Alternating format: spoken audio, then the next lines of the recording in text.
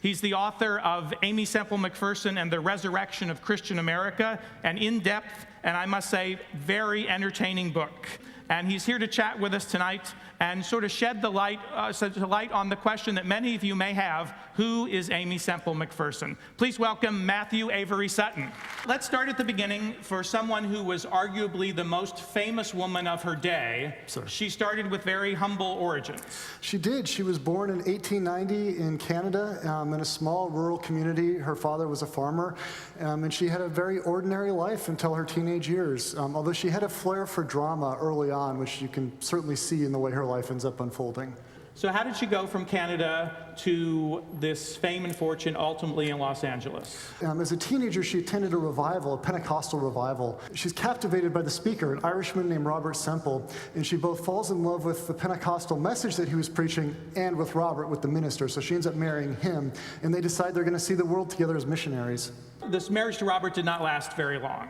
It didn't. They decided to go to China as missionaries. Robert ends up getting dysentery and malaria and ends up passing away just a year after they arrived in China, leaving Aimee penniless, pregnant, and absolutely alone. And I believe she was 20 years old at the time. After a very depressed period in her life, ultimately she goes out on the road to preach the gospel. She did. She was amazingly good at it. And it's, again, she's one of those people that has this kind of charisma. As you read about her, she was attractive, but she wasn't extremely attractive, but somehow she could get people's attention and could captivate them. So how did she end up in Los Angeles? She wanted to settle down. Her kids were getting to be school age. She got tired of traveling.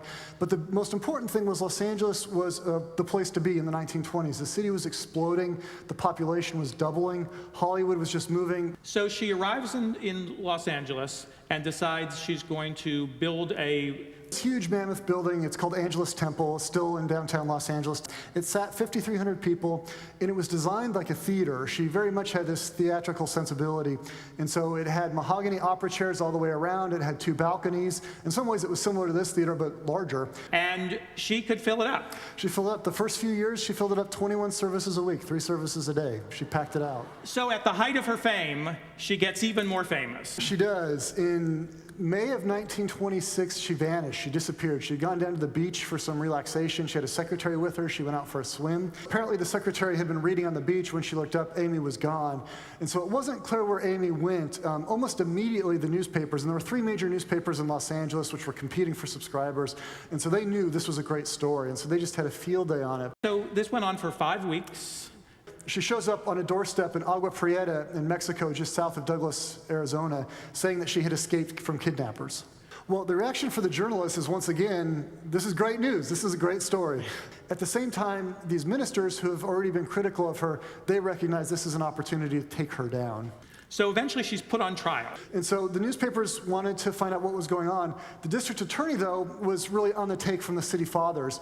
And the city fathers had decided they had had enough of Aimee, that once her reputation was sullied, they decided she's becoming an embarrassment. And so they don't want her to bring further disdain on the city. What really happened? I think she probably had an affair. The issue is it's all circumstantial. So there's no hard evidence tying her. The district attorney could never pin it on her. All of the money of all of the newspapers in Los Angeles could never prove she had an affair. But certainly the coincidences just pile up and pile up and pile up, which make me think she probably did what most humans did, which was she was lonely, she was sad, she found comfort in relationship with Ormison, and she probably ran away with him to Carmel, to this beautiful beach town in Northern California. So the trial, you think this would be the end of the story? It's not. She was a master at reinventing herself. So she actually went on Broadway. She performed it, went on the vaudeville circuit. When the Depression hit, she got very involved in social welfare. And that's one of the things that's more admirable about her, is that she was one of the most active, most engaged, most efficient social welfare distributors in the 1930s. If people were hungry, if people were poor, regardless of their race, regardless of their status, they could come to her church and get food, get help, get employment.